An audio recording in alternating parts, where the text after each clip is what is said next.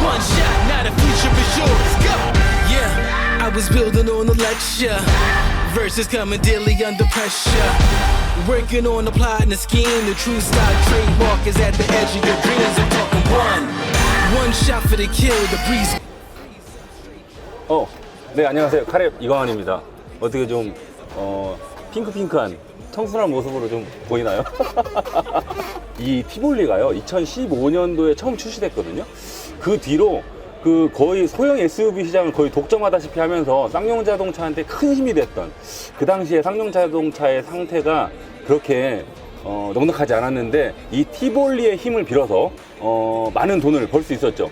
티볼리의 강자로 부각됐던 현대자동차 코나 혹은 기아자동차의 스토닉, 이런 경쟁 모델이 나왔음에도 불구하고 거의 1등을 내준 적이 별로 없을 거예요. 아마 그 쌍용자동차한테 효자 모델로서의 입지를 탄탄히 다진 그런 티볼리가 바로 오늘 페이스리프트를 거쳐서 새롭게 태어났다고 합니다. 이름하여 Yeah, it's one shot, now the future is yours. Go.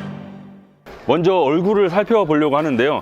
페이스리프트 모델이니만큼 그렇게 막 대대적인 수술을 가하진 않았습니다. 다만 이렇게 자세히 보다 보면 뭐 같은 부분이 별로 없을 정도로 소소한 곳에 변화가 느껴지거든요. 가장 큰 차이점은 역시 헤드램프겠죠. 기존에는 조금 상위 트림에서 아마 그 HID 헤드램프가 들어갔던 것 같은데, 이번에는 전부 여기에 있어서는 아니다, 이 얼굴 전체에 있어서는 LED만 광원으로 사용했다고 합니다. 그리고 얘는 그 리플렉터 타입이죠. 프로젝션 타입이 아니고 리플렉션 타입의 LED 램프가 적용됐고요. 그리고 기존에는 이 헤드램프가 조금 더 위쪽까지 올라가서 꺾였던 것 같은데 이 폭이 좀 줄어드는 걸로 보여집니다. 또 이 위쪽 일자형 주간 주행등과 이어져서 이 앞쪽 흡기구 장치까지 이렇게 크롬 라인이 이어진 것도 요번에 가미된 변화고요.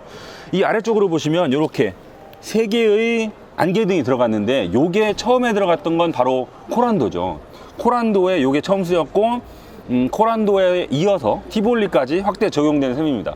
요것만 딱 놓고 봤을 때는 코란도 디자인이 상당히 티볼리랑 아주 흡사했었거든요. 그래서 코볼리라는 별명이 있기도 할 정도였었는데, 여기만 놓고 딱 떼어놓고 본다면 티볼리를 닮은 코란도에서 코란도를 닮은 티볼리라고 봐도 될 정도로 아주 흡사한 모습이죠. 얘는 지금 상위 트림이기 때문에 이렇게 LED로 들어가 있고요. 트림에 따라서는 원형 벌브 타입도 있고요. 아니면 아무것도 없는 트림도 있긴 합니다. 또 이 부분에 맞춰서 앞범퍼의 형상도 전체적으로 봤을 때 조금씩 다듬어졌어요. 요 헤드램프에 맞춰서 보닛의 주름도 전과 조금 달라진 형태라고 하고요. 또 옆으로 가보시면 사실 옆모습에서는 큰 차이는 없습니다. 다만 요 배지를 발견할 수 있는데, 요게 요번 베리뉴 티볼리의 핵심이라고 할 수 있는 1.5 가솔린 터보 엔진을 상징하는 TGDI, 요 배지가 추가됐습니다. 자, 그리고 문을 보시면 뭐 이건 당연히 과욕이긴 한데요. 아마 다음 세대 완전 신형 티볼리에서는 이렇게 그 랩핑으로 마감된 B필러 말고 뭔가 그 검정색 플라스틱을 박아놓은 그런 B필러로 적용이 되겠죠. 저는 물론 차급의 한계는 이해를 합니다만 이렇게 필름으로 이렇게 마감된 B필러는 상당히 눈에 거슬려요. 빨리 개선해 주셨으면 좋겠고요. 티볼리도 그렇고요, 코란도도 그렇고요, 뭐 G4 렉스턴도 그렇고 쌍용차의 거의 대부분 라인업에서 발견할 수 있는 이렇게 두꺼운 와이드 C필러도 똑같이 발견할 수 있습니다. 지금 현재 쌍용자동차의 디자인 흐름을 보면 그 시초가 바로 이 티볼리라고 할 수 있거든요. 그래서 그런지 상당히 완성도도 높아 보이고요. 이번에 페이스리프트를 통해서 조금 더 완성미가 높아진 그런 느낌이에요. 원래 대부분의 이런 해치도어들은 손을 이렇게 넣어서 닫는 방식이잖아요. 근데 얘는 손을 이렇게 감아지게 되어 있습니다. 요게 별거 아닌 것 같지만 그 레저 생활을 할 때 우리가 뭐 이런저런 수트를 갈아입잖아요. 뭐 수상 스키를 한다거나 아니면 보드를 탄다거나 이런저런 그 옷을 갈아입을 때 옷걸이를 여기 이렇게 딱 걸어 놓을 수 있는 장점이 있습니다. 그래서 SUV인 만큼 레저 생활에 조금 더 적합한 모습을 하고 있는 손잡이라고 볼 수 있죠. 별거 아닌데 센스 있어요. 자, 그리고 뒷모습을 먼저 봅시다. 뒷모습이 상당히 요번에 많이 변경됐는데, 이를테면 이런 거죠. 이 뒷문에 요런 위로 파여 올라가는 요런 주름들이 가미됐고요. 또 요 주름 있죠, 요 주름? 요렇게 위로 꺾여 있는 디귿 모양의 선은 원래도 있었는데, 요걸 옆에서 보시면 주름을 이렇게 딱 찝었습니다. 예전에는 이렇게 오다가 그냥 뚝 떨어졌던 걸 이렇게 한번 찝어서 여기에 지나가는, 이 뒤에서 봤을 때 티볼리의 엉덩이를 상당히 상징적으로 보여주는 요 선을 훨씬 강조했다고 볼 수 있죠. 자, 그리고 리어램프는 어떻게 보면 헤드램프보다도 더 많은 변화가 들어갔어요. 기존에는 이렇게 복잡하지 않았었거든요. 근데 이번에는 이 가는 두 줄의 L자형 광원이 들어가 있고요. 또 되게 독특한 게 뭐냐면 여기 보세요. 이 광원이 빨간색 선이 쭉 가다가 쓱 어두워져요. 이런 그라데이션 처리도 독특하죠. 이런 처리를 한 게 글쎄요, 지금 당장은 안 떠오르는데 상당히 독특해요. 그리고 이 아까 뒤에서 말씀드렸던 요 선 있잖아요. 요 선이 기존에는 여기까지 이렇게 파고 들어가지 않았었는데 훨씬 더 옆에까지 쭉 연장된 모습입니다. 그리고 여기 요 주름도 원래는 없었던 거고요. 그러니까 여기는 집어넣고 여기는 집어넣고, 그래서 전체적으로 봤을 때 입체감이 좀 더 가미된 그런 뒷모습을 볼 수 있습니다. 그리고 얘는 원래 티볼레에도 있었던 부분인데 이게 후방 안개등이죠. 사실 국산차에서 후방 안개등을 달고 있는 차가 별로 없는 것 같은데 얘는 특이하게도 후방 안개등을 달고 있습니다. 물론 뭐 유럽 차에는 많이 달려있는 기능이고요. 자, 저희가 방금 살펴본 요 차에 들어가 있는 요 빨간 색깔이 상당히 독특하잖아요. 요게 요번에 신규 적용된 체리 레드라는 컬러라고 하네요. 요번에 이 체리 레드 말고도 그 플래티넘 그레이라는 색깔, 이렇게 두 가지 신규 컬러가 적용됐습니다. 이번에는 실내를 한번 보죠. 실내도 많이 변했거든요. Yeah, it's one all, one shot, not a future, but sure, let's go. 이 사실 밖에서는 뭐 그냥 우리가 흔히 예상할 수 있는 페이스리프트 수준이라고 여겨졌다면 오히려 실내에서는 훨씬 더 많은 변화가 들어간 것 같아요. 기존 티볼리에 비해서는 정말 격세지감인데요. 와, 되게 많이 변했어요. 이 되게 많이 변했다고 느낌을 주는 가장 큰 이유는 저는 이 블레이즈 콕핏이죠. 10.25인치 디지털 계기판하고 이 9인치 모니터, 이 두 가지가 이 신차 느낌을 가장 많이 전해주는 것 같고요. 요게 이 계기판이 요 버튼 있죠? 요걸 누르시면 여러 가지 모드로 바뀌어요. 지금 상당히 3D 느낌을 주는 아주 스포티해 보이는 그래픽도 있고요. 요거 그냥 일반적인 다이얼 타입이죠. 그리고 요렇게 그 푸조나 시트로행에서 봤었던 것 같은 느낌의 이렇게 돌아가는 실린더 타입의 계기판도 제공하고 있습니다. 그리고 가운데는 이 내비게이션 정보가 여기도 뜨니까 상당히 와, 좋아요. 해상도도 좋고요. 그래픽도 상당히 세련됐습니다. 솔직히 말씀드리면 이 쌍용차에서 이 정도로? 라는 생각이 들 정도로 그래픽과 이 해상도 둘 다 만족스러워요. 오, 좋습니다. 요건 이제 그 코란도에서도 똑같이 느꼈었던 그런 장치인데 잘해주고 있습니다. 빨리빨리 다른 쌍용 모델에도 다 확대 적용되길 바랍니다. 일단 지금 이 전시 차량은 상위 트림이 전시되어 있기 때문에 뭐 있는 옵션 없는 옵션 다 들어가 있겠죠. 그래서 그런지 지금 여기 이 계기판 위쪽에도 가죽으로 감싼 다음에 빨간색 액센트 컬러 스티치도 적용을 했고요. 그리고 여기도 되게 뭐 나름 예뻐 보이는 그런 패턴들도 들어가 있고요.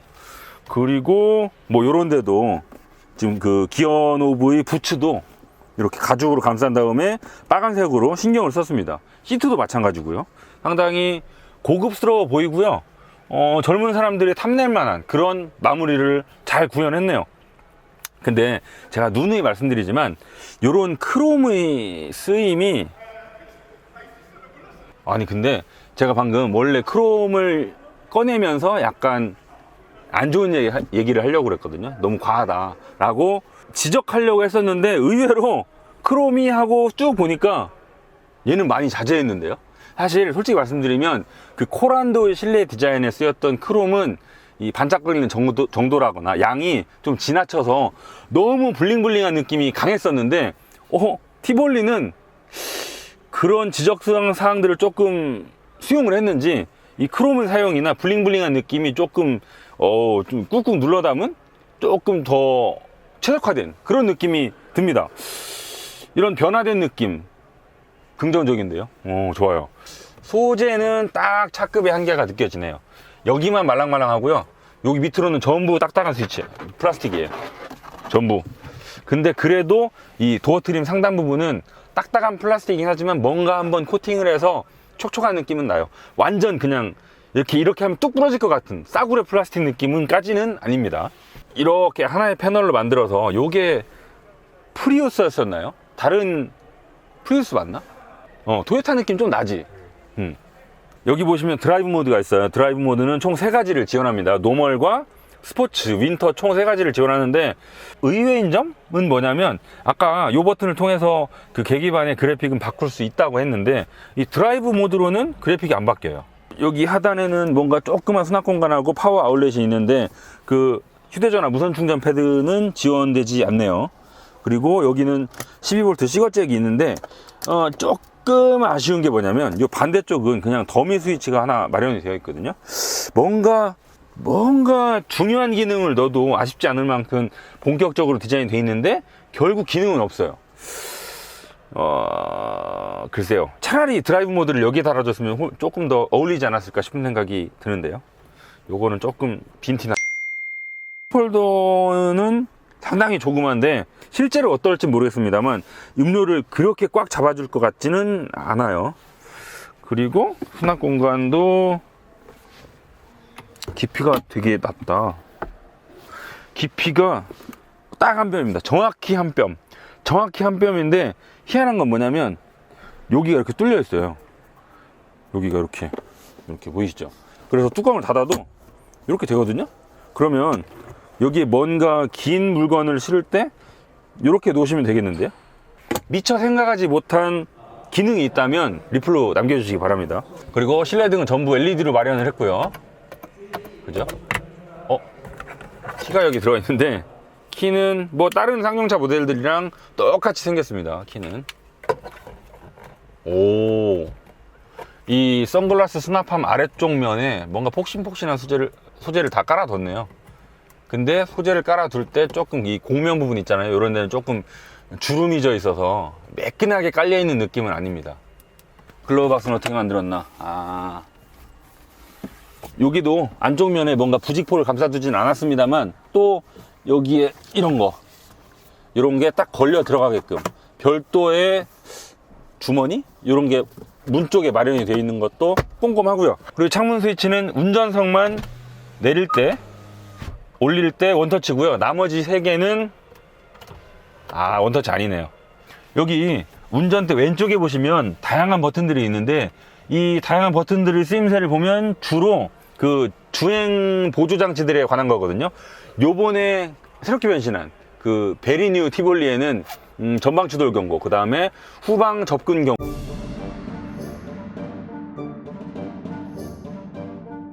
뭐 쌍용 자동차의 말을 빌리면 동급에서 가장 많이 들어가 있다고 자랑을 하고 있습니다.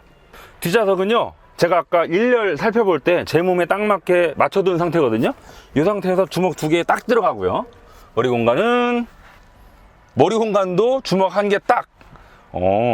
요 정도로 딱 떨어지는 차도 없는데, 얘는 2개 딱, 1개 딱이 들어갑니다. 내 주먹을 기준으로 만들었나 봐요. 등받이를 감싸고 있는 이런 주머니 대신 고무줄로 마련한 수납 뭐라고 해야 될까요? 수납 쫄쫄이? 잠깐만. 이거 빠지는구나, 다. 이거 빠지네, 다. 이거 필요 없으면 그냥 빼도 되겠는데? 그리고 뭐 2열 승객을 위한 송풍구는 없고요. 하나씩 이렇게 있으면 되게 좋을 텐데, 요즘은 그 아반떼나 소형 모델들도 이제는 도입하고 있는 추세여서, 이 티볼리도 이런 거 선구적으로 넣어주셨으면 좋았을 뻔했네요. 팔걸이도 그 1열에서 봤던 것만큼이나 뭔가 기능은 없고요. 그냥 되게 조그매요. 창문은 다 내려가는지 한번 볼까요? 창문은 요만큼 남아있는 거 없이 깔끔하게 다 내려갑니다. 대한민국 소비자분들, 2열 엉따 기능 상당히 중요하게 생각하잖아요. 쌍용 자동차도 이 티볼리에 엉따 기능 넣어두었고요. 1열 시트 같은 경우에는 통풍 시트까지 지원을 해줍니다. 사륜 구동이 들어갔음에도 불구하고 이 턱이 상당히 낮은 점도 2열 승객한테는 좋은 점이겠죠. 이 등받이도요, 이 정도 많이 누워요. 불과 얼마 전에 코란도를 실행했거든요. 새롭게 나온 코란도. 근데 코란도도 2열 등받이가 많이 누워서 좋다고 말씀을 드렸었는데, 이 티볼리도 역시나 등받이가 많이 눕습니다. 요게 1단이고요. 이렇게 하면 2단이에요. 한 몇 도 움직여요. 네, 가장 눕혔을 때랑 가장 세웠을 때랑 요 정도 차이가 납니다. 2열 등받이는 6대 4로 접혀집니다. 스키스루는 없고요. USB 포트가 한 개도 없네요. 에이, 아 그러고 보니까 1열에서도 못 봤네. 잠시만요. 없어. 제발 내가 못 찾는 거였으면 좋겠는데. 센터 페시아 하단 부분에 딱 한 개 있고요. 없습니다. 끝이에요. 아, 오게티인데요. Yeah, it's one shot, now the future is yours. Go. 트렁크가 이게 자랑이 요거더라고요. 요걸 이렇게 끼우면 격벽으로 나눠서 쓸 수 있습니다. 이 바닥이 판 두 개로 나눠져 있어서 얘를 이렇게 세우시면 트렁크 안에 작은 짐을 실으시더라도 이 안에서 굴러다닐 염려를 조금 덜으실 수 있겠죠. 그리고 긴 판때기 하나 꺼내는 것보다 요게 훨씬 편하거든요. 판도 얘도 이렇게 끼우면 이렇게 앞뒤로 나눠서 쓰시는 거. 오, 좋아요. 용량은요, 이렇게 바닥판을 드러냈을 경우에가 427리터입니다. 1열 등받이에 있던 고무줄 있잖아요. 고무줄 여기도 지금 이렇게 달려있네요. 사실 용량이 뭐 그렇게 크다고는 할 수 없습니다만 활용성이 좋아서 저는 일단 칭찬해주고 싶네요. 2열 등받이를 접으면 어떻게 되나 봅시다. 2열 등받이를 접으시고요. 이 판을 까시면 제법 판판한데요. 대부분의 SUV들이 이 정도의 각도는 보여주거든요. 완전히 평평한 차는 극히 일부예요. Yeah, it's one shot, now the future is yours. Go. 아까 그 외부 살펴볼 때 동승석 앞문 쪽에 TGDI라고 배지가 붙어 있는 거 보셨죠? 그게 이제 이렇게 새롭게 적용된 가솔린 직분사 터보 엔진인데요.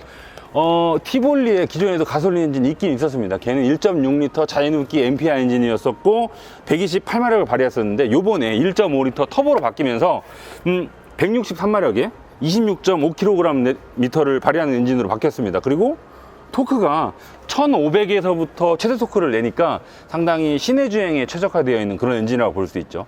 뭐 터보 엔진이니까 어떻게 보면 당연한 결과라고 보실 수도 있어요. 소형 SUV라면 그렇게 큰 토크가 필요하지 않을 수도 있기 때문에 오히려 이렇게 조용하고 그리고 가격까지 저렴한 가솔린 엔진이 좀 더 장기를 발휘할 수 있지 않을까 싶은 생각이 듭니다.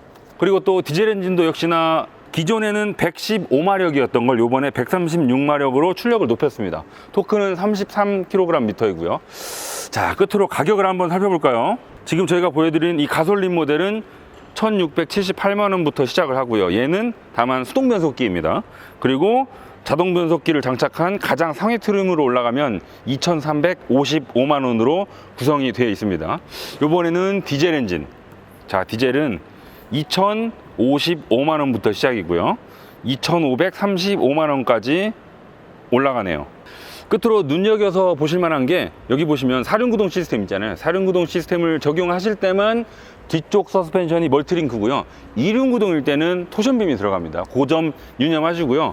이 사륜구동 시스템하고 이 멀티링크랑 그 다음에 ISG 시스템 이런 걸 싹 묶으면 177만원이거든요. 이런 옵션들은 상당히 심각하게 고려를 해서 넣어보시는 게 어떨까.